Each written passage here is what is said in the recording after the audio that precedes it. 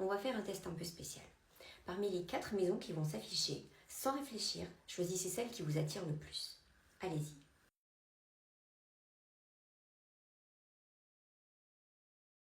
Très bien.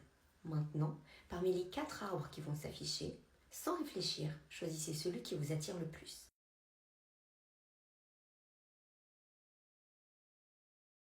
Et enfin, maintenant, parmi les 4 ciels qui vont s'afficher, choisissez celui qui vous attire le plus. Allez-y.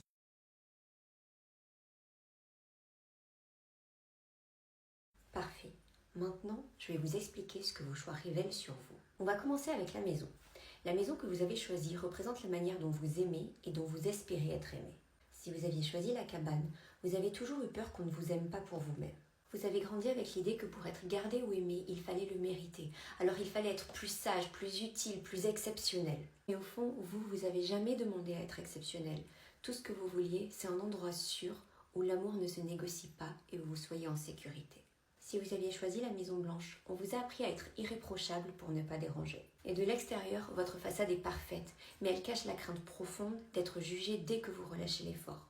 Et pourtant, au fond, vous aspirez à un amour qui vous aime dans vos fragilités et vos imperfections, qui vous aime même dans le désordre. Mais à ce jour, le fait de dire ou de montrer vos failles reste votre plus grande peur. Si vous aviez choisi la Maison Sombre, vous avez appris à vous enfermer parce que pour vous, ouvrir la porte, c'était dangereux. Peut-être qu'un jour vous avez ouvert la porte à quelqu'un qui a semé le chaos en vous, qui est entré trop violemment ou qui n'est pas resté.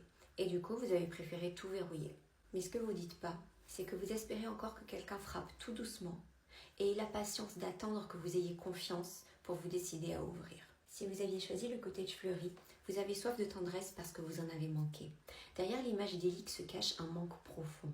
Et enfant, vous auriez tout donné pour une maison où l'amour soit constant et soit pas dépendante de l'humeur des uns et des autres. Et aujourd'hui, vous portez encore cet espoir au creux de vous comme un rêve.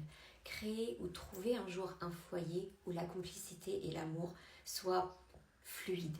L'arbre que vous avez choisi parle de votre force intérieure, de votre vitalité. Si vous aviez choisi le grand chêne robuste, vous avez appris à tenir bon coûte que coûte. Vous avez grandi avec l'idée que votre valeur dépendait de votre solidité. Alors vous vous êtes bâti une identité de roc, sans jamais montrer vos faiblesses. Mais au fond, ce rôle d'inébranlable vous épuise parce que vous aimeriez bien parfois qu'on vous autorise à plier sans craindre de rompre. Si vous aviez choisi l'arbre solitaire, vous avez toujours eu le sentiment d'être un peu différent, comme hors du groupe. Et ce sentiment d'être à part est un peu devenu votre armure parce que finalement vous avez appris à vous suffire à vous-même. Mais derrière l'indépendance que vous affichez, en fait, il y a une vérité plus douloureuse qui se cache. Parce qu'au fond, vous aimeriez bien qu'un jour quelqu'un perçoive votre solitude et quelque part vienne s'asseoir avec vous sans chercher à combler le vide. Si vous aviez choisi l'arbre dépouillé, vous avez traversé des saisons de vide. Peut-être qu'on vous a pris plus que vous ne pouviez donner. Peut-être qu'on vous a laissé sans soutien au moment où vous étiez le plus fragile. Au point que vous avez cru à certains moments que votre énergie était complètement et définitivement épuisée. Et pourtant, vous êtes encore là.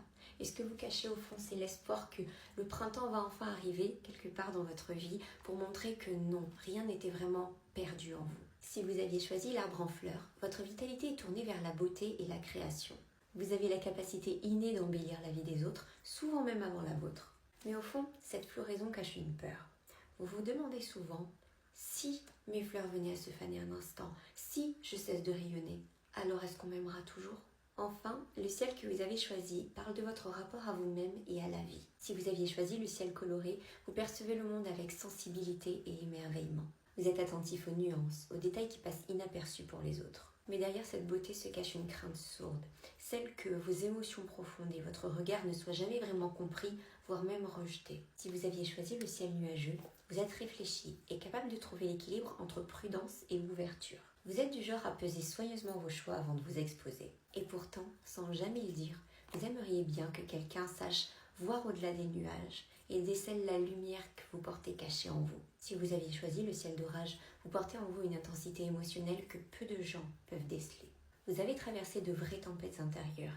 Elles ont souvent causé des blessures dont vous portez encore les cicatrices aujourd'hui, même si ces cicatrices sont invisibles pour la plupart des gens. Et cette profondeur est lourde à porter, c'est vrai, mais c'est aussi une force qui vous rend unique et authentique. Si vous aviez choisi le ciel étoilé, votre monde intérieur est vaste et secret. Vous êtes guidé par vos rêves, vos intuitions et une imagination extrêmement riche. Vous avez besoin de liens qui respectent et valorisent la richesse de votre monde intérieur et qui permettent à votre vraie nature de s'exprimer pleinement. Alors, est-ce que vous avez été surpris par les résultats de ce test ou est-ce que vous vous êtes reconnu dans vos résultats ?